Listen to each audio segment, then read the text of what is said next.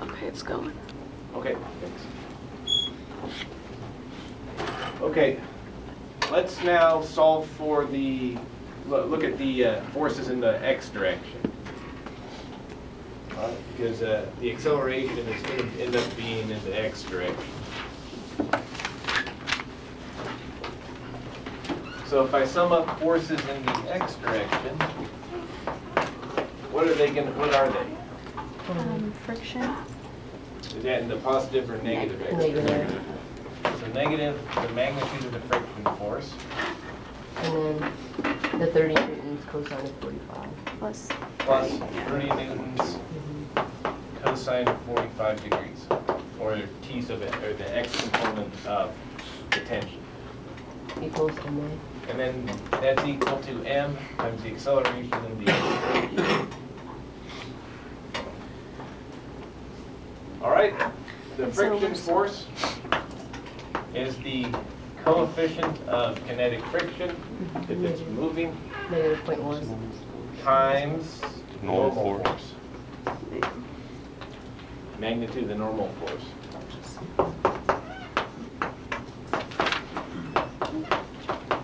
Is equal to ma sub x. So we found the normal force from that previous expression, right? We know what mu sub k is. So this would be minus mu sub k times m. Let's see, normal force is mg minus 30 newtons sine of 45 degrees plus 30 newtons cosine of 45 degrees. And that's What can't we max. just we can't just plug in the number we got for n? Yes, you could have. Let's just plug in that number. What was that number? 76.8. 76.3 newtons. 0.8. 8. Oh. 0.8 newtons. Okay.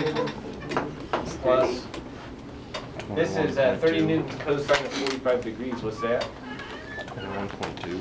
21.2, same thing. As with the sine, because sine and cosine of 45 are the same. Is m a sub x. So if I wanted a sub x, I just divide through by mass, right? So you get minus 0.1, 76.8 newtons, plus 21.2 newtons. Whole thing divided by 10 kilograms is equal to a sub x. This is negative 7.68, right?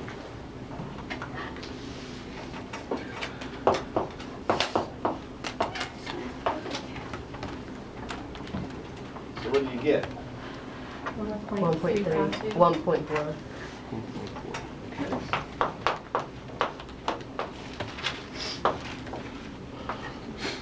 Everyone agree how we did that? So this one illustrates the fact that the friction force is really, the normal force. Normal force isn't always mg. It depends on the problem. Usually you have to solve like the y equation for the normal force and then plug it in to the x equation, which involves the friction force. You want to do another example? Or are you good?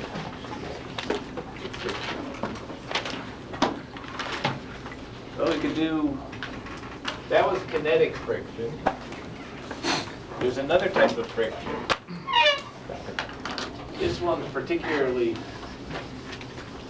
slightly tricky to understand, although it's actually not too bad.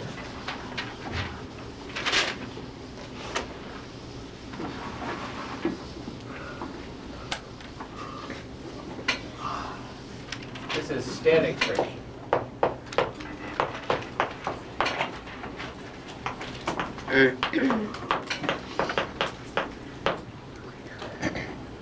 Okay, this book isn't moving right now.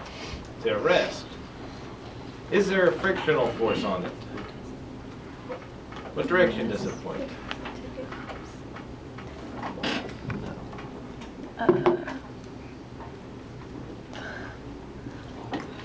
You would only have the like statical if you added force to one side. Yes. So you'd have to be opposing whatever force you added. This is a key point. It doesn't have to be force. So let's say I draw a free body diagram for that book at rest. Book at rest on the floor. What are the forces? What are the forces on that book? Normal force, You have a normal force going upwards, and then the weight force. weight going downwards. You said there was a frictional force. Which direction would it point? Down. The friction force is always Always point point to along the- the surface. Both ways. It has to- So that maybe cancel out all that. You would have, like it would just be you would have to add force from one side, wouldn't it? And it would be opposing whatever force you added. So if there was a friction force, let's say I had a friction force that's just resting there. This would then, the sum of forces in the x direction is in that direction, it would be accelerating in that direction. Yeah.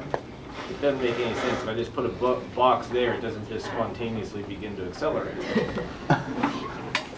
So there's no friction force unless I'm exerting a force on it, if it's at rest. So let's say I put a tension force, tugged on it with a rope horizontally, have some tension force. Then there'd be a tension force on this, and if it was at rest still, it'd be a friction force that would oppose that tension force. Static friction is kind of weird. Like if I put a little force on here, the static friction will oppose that little force. If I start to increase the force, the static friction continues to increase to oppose that force, to keep it still. That makes sense? But it can only do that up to a maximum value. And if once I exceed that maximum value of the static friction force, it'll start to move. Okay? So the static friction force will be whatever it has to be to oppose the acceleration up to a maximum value. And the maximum value, I'm going to write it as max, this is the magnitude, because we don't have a vector on it, of the static friction, is static friction, coefficient of static friction, not mu sub k, is now mu with the s, times the normal force.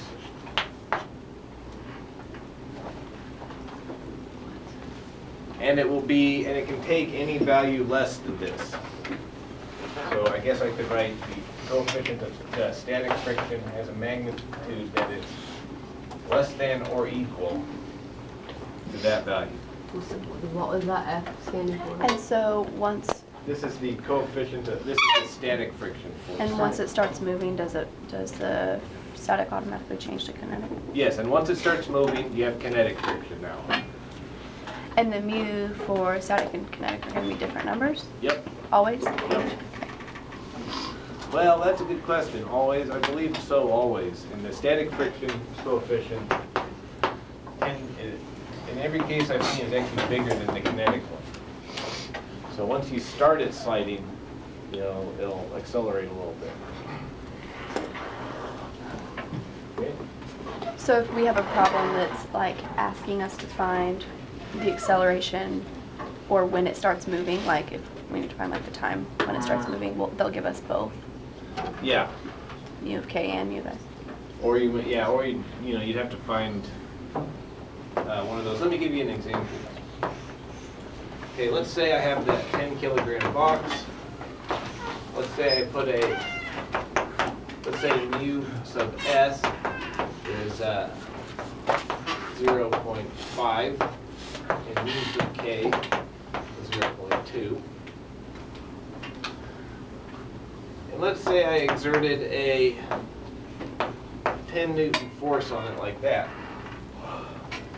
Why don't you take a minute, tell me what the static friction force is. Let's just see if we got this.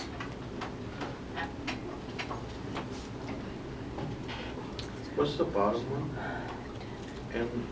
Use of K, that's a kinetic friction. Muse. Yeah. Maybe this, is this blue chalk hard to read? No, it's just, couldn't see.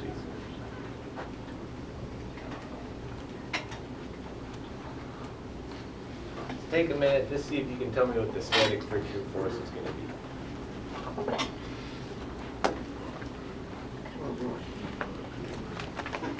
Is there?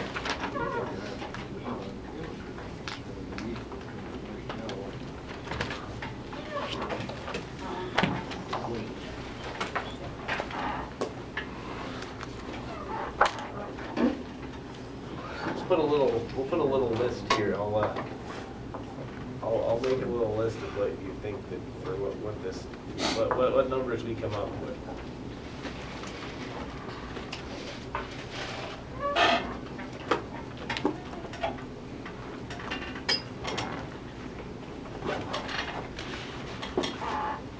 So raise your hand when you're done with that, okay? What do you get? Negative 49 newtons.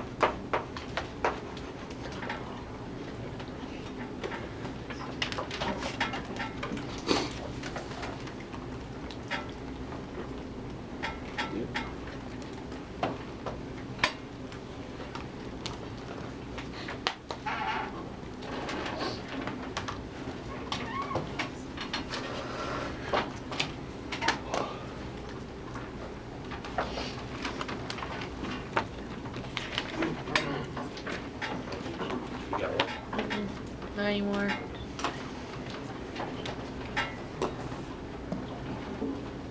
Is this it? This is Wouldn't it be Yeah, it's positive? that- It's positive. positive? 'Cause you This take is the a magnitude, absolute- right? Yeah, Yeah, Magnitude, okay, so, and what was it? positive 49. 49, yeah, positive 49 newtons, okay. because I got 39. 39 newtons, okay, interesting.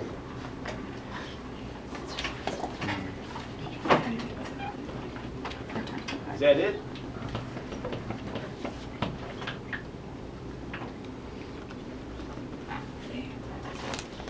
You agree with it? I think it's 0. 0, okay. I like, well, it's, anything else? I got positive. Yeah? It's positive 49. Should be. 49, okay. Okay, anyone else? All right, well, the closest answer is actually that. Is it 5? Would it be 5 newtons? 5 newtons, okay, we'll put that one. That one's closer.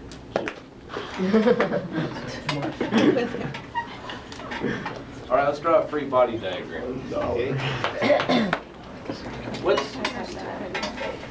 First of all, remember the static friction can be anything up to a maximum value. Anything that will maintain it, keep it from moving, up to a certain value. So that certain value, so, well, Oh, is F M- max is 49. Yeah. Yeah, so mg. I'm gonna just leave off the vex and just indicate this wave as mg. So, and then which way would the friction force point opposing that? Right. Tangent or 10 newtons, that way. Okay, let's say the friction force was 49 newtons. It'd be accelerating that way, wouldn't Was it? it 10? And, which is kind of strange to be accelerating in the direction of a friction force Was like it that. 10? Okay, say, let's go ahead and see what, so the static friction is less than or equal to n mu k. If the sum of the forces in the y direction is 0, what's n? mg. Mu S. Yeah, this would be less than or equal to mu, that's mu s, right? Yeah, mu Oh, S. okay. I was Mu like, s times mg, which would be 98. be less than or equal to 0.5 times 98 newtons. And that's less than or equal to, I mean, that's the 49 newtons that everyone got, right? Mhm. So the static friction just has to be less than 49 newtons. That's as big as it can get. If it were that size, it would be accelerating that way, right? Yeah. 10 newtons because this keeps it from moving. Okay? Can you show how you do all, like, I'm so confused 'cause- So It's we okay, actually so the can't. acceleration is 0, so Yeah. the So acceleration the static y friction direction. will be whatever it has to be up to this maximum So value. we can't like find the actual value. Yeah, we will. We will? 10. One second. Yeah, The that's static what I friction- want. Yeah. The static friction will be up, whatever it has to be, up to this maximum value 949. to Yeah. keep it from accelerating. Okay. Okay? To keep it from beginning to move. If I sum up the forces in the x direction, if I draw the x direction like this and the y direction like this, I would see that I have in the positive x direction, I have that 10 newtons tension minus the static friction force. And that's equal to ma sub x. Well, the static friction can be all the way up to 49 newtons. And it will be anything less than that if it can keep it from accelerating. So Well, if it will- was small enough, it would be accelerating in that direction. That's So is there like a minimum value that it has to be above? Size of 10. Well, it could be from 0 to, it'll be from 0 to 49, but newtons, but it will be whatever it has to be to keep it from accelerating, Okay. up to a maximum value of 49 newtons. Yes. So if I want to get the static friction, I set the acceleration equal to 0. Solve for that static friction. So if I have it like this, I can bring the Fs over to that side. I get 10 newtons. It's equal to the static friction. And is that, and just to check, is that less than the 49 newtons? Yes. So that works. And so that will be the value of static friction. Okay. So the condition is, but check what the maximum possible value is. Set the acceleration in the x direction to 0, solve for it, and just, that will be it if it's less than the maximum value. Okay. So if the tension force was 50, we would do kinetic friction. Yeah, let's say I had 100 newtons here. Let's see if we can figure out the what the friction force is. Let's put F here. Well, it would be 100. If I put 100 newtons here, you know, if I assumed it was static friction, It would I'd see turn 100 to newtons. If kinetic. I put this to 0, 100 And newtons. then it'll be 100 greater than 49. I'd get 100 newtons here. And this doesn't work because the maximum value of the static friction was 49 newtons. Yeah. So that doesn't work. I So can then- say that this is accelerating. Then you plug in. And we have kinetic friction at all times greater than 0. So then you'd have to solve for kinetic friction using mu of k and not make acceleration be 0. Yeah, why did you Right. give us? And UK, is kinetic friction is always equal to mu k Times times n. n. There's no less than or equal, it's always equal to that. Okay, so then you'd be able to solve for acceleration So that'd because be you have all the 0.2 values. times, Okay. so that'd be 0.2 times 98. 98. Which would be 196, 19.6. Okay, So 100 minus 90.6 divided by. Then will we just take that out of our whatever's left after the By static. 10. So we'd have an, Well, it's not 8.04 static anymore because acceleration. it's started to move. right, So we checked to see if static would work, it's not. So you'd subtract. So we know the kinetic friction that we're dealing with here. So you'd subtract the 19.6 from the 100 newtons. If So I wanted to get 100 acceleration. 10. Yeah. Okay, and we didn't really get as far as I hoped today, but that's okay, you know. We're examining friction kind of carefully. So there's some problems on the homework, it might be kind of tough to do. Look carefully. So we'll see how it goes.